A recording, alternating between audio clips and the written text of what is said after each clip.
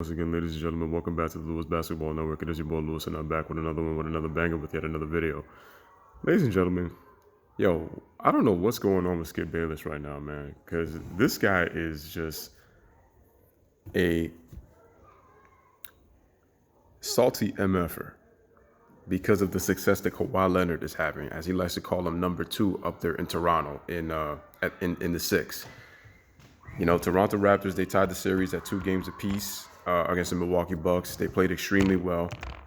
They looked like a much more confident team in Game 4 than they did in Game 3. In Game 3, they looked like they were just playing desperate. They were playing just playing really, really, really scared and petrified, with the exception of Kawhi Leonard, who just kept trying to play. And I feel like they got confident once. They won that game in double overtime. And when we look at this game, in Game 4, Kawhi Leonard looked like he was hurt. With how physical Milwaukee was on him. At the same time, he did an amazing job with it. 7 rebounds, 19 points. I said amazing. He wasn't amazing, but he was still able to play well enough.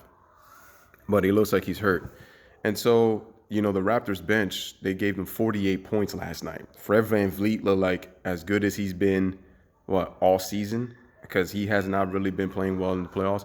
And once again, ladies and gentlemen, shout out to Kyle Lowry. I know I'm critical of Kyle Lowry because of his inconsistencies, and the thing is, it's shown in playoffs past. But in Game 4 last night, Kyle Lowry played one of the most efficient games of his career, and I'm happy that the brother did well last night and helped the Raptors tie the series. And I got to admit, he's shooting over 51% from the three-point line in the Eastern Conference Finals. So it tells you how well that Kyle Lowry's playing. He was 6 of 11 from the field. He got to the free throw line. He had 5 rebounds and 6 assists. Just a good, solid all-around game, and gave you 25 points. Kyle Lowry was balling last night. He was aggressive. You didn't see any tentativeness at all from the start to the finish of the game. From when he was out on the court, Kyle Lowry. And that's just the Kyle Lowry I want to see. Just be aggressive from the start to the finish of the game. That's all everybody can ask for. Because what happens is, once you start to miss shots, you start to lose confidence. And the thing is, with Kyle, it's always a confidence thing. With Fred VanVleet, it's a confidence thing. We talk about with Danny Green, it's a confidence thing when he doesn't make shots. With Toronto, they defensively, they were great.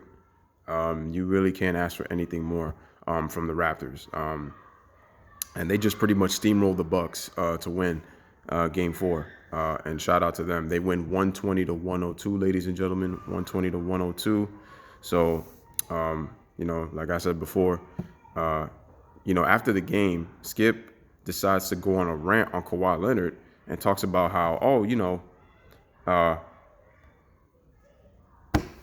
that number 2 guy, he's just trying to build an injury excuse and making excuses. You know what, Skip? You need to go get a doctor's appointment and get your blood work done to pretty much take out all the hate that is in your blood for Kawhi Leonard. Dude, he's never going to let it go. That's the worst part. No matter how we probably going to say it, he's always going to call number 2. It's probably going to take a long time before Skip honestly is even going to give Kawhi any praise. If he goes back to the San Antonio Spurs, trust me, he will get on Kawhi Leonard again, and he'll do a 180. He'll flip. So when we look at the games, we had what? Let's see here. Okay, Giannis Antetokounmpo had what? I believe 25 points he had. But he was a minus 19 on the court. He missed 4 free throws, 6 out of 10 from the free throw line. Mirotic only had 11 points in 24 minutes. Chris Middleton, once again, with a great game, shooting 73% from the field, 11 of 15 from the field, 30 points, 4 of 7 from three-point range. So he was just awesome. I know Giannis also gave 5 assists and 10 rebounds, but he had 4 turnovers. Giannis had, I believe now, he's got 12 turnovers in the last couple of games. Eric Bledsoe only gives you 5 points. Brook Lopez only gives you 8 points. George Hill only 5. Brogdon 4. Ilyasova, Pat Connaughton with 3. So it was much more thinner. I thought the Raptors did a much better job defensively. Look, the Milwaukee Bucks only had 3 guys in double figures, with Giannis having the worst plus-minus on the court with minus 19. For the Toronto Raptors, Kawhi Leonard, 34 minutes, had 19 points, 6 of 13 from the field.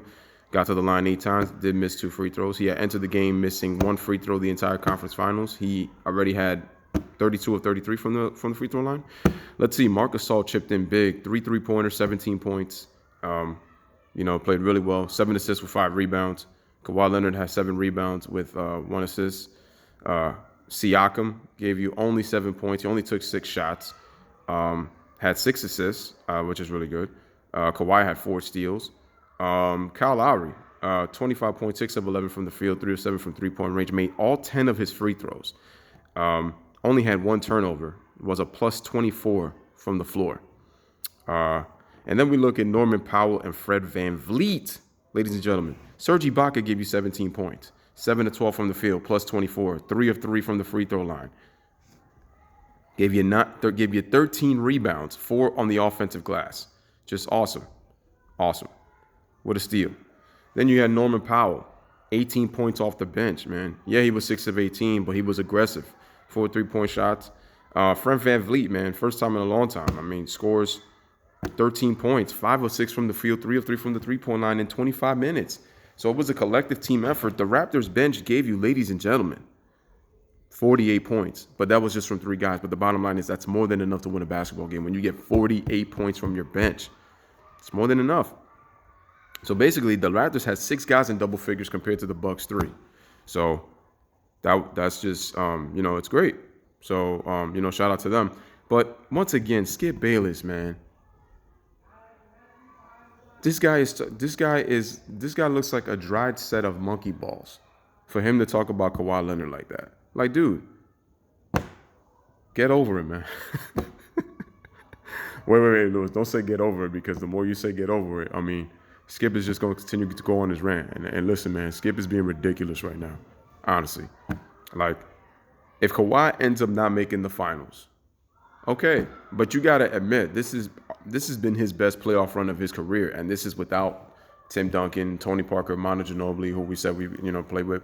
He's had a coming out party these playoffs, man, and I'm very happy for Kawhi. And I'm hoping that he stays in Toronto, honestly, because I think he's developed a great personality. He looks happy there. He looks comfortable there. But even though I might say that, you know how these players are, man. It's all about player control. Kawhi could just do a 360 and then end up going to another team. So we don't know what free agency he's going to do. But it's like in the Eastern Conference, with the uncertainty of the Boston Celtics, with the uncertainty of the Philadelphia 76ers, I mean, you still got a chance. Look, man, you and the Bucks are the 2 best teams in that conference right now. So who knows? You possibly might make finals trips, in the East. Until the East shows me that it could drastically improve, to the West, he should stay. But Skip is being ridiculous, ladies and gentlemen. The hate for Kawhi Leonard is truly real, because he felt like Kawhi Leonard betrayed the San Antonio Spurs and all this kind of stuff with the reports. And I said it before, Kawhi Leonard and the front office of San Antonio really didn't handle it well, and Tony Parker and Manu called out his own teammate, and Greg Popovich is the same thing. Yeah, it's kind of difficult to kind of play in that kind of environment, man. So, But yeah, man, Skip is delusional, man. He really needs to get on the pill and go to bed early ASAP, because he must be suffering from some sort of dementia with what he's saying about Kawhi Leonard and the hatred in his blood. And man, I thought he had hate for LeBron James with the way he talks about LeBron all the time.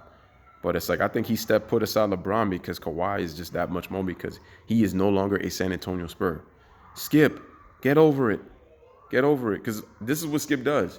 He'll cheer for anybody that's on his team, and he'll call him the greatest ever. Just like how he keeps saying how Tim Tebow is this amazing player. Like he need a higgity hush and stop on that. And then on top of that, he just makes some just really, really, really dumb comments. But what do you expect to Skip Bayless? He does make good points at times. But the hate for Kawhi Leonard is just honestly ridiculous, man.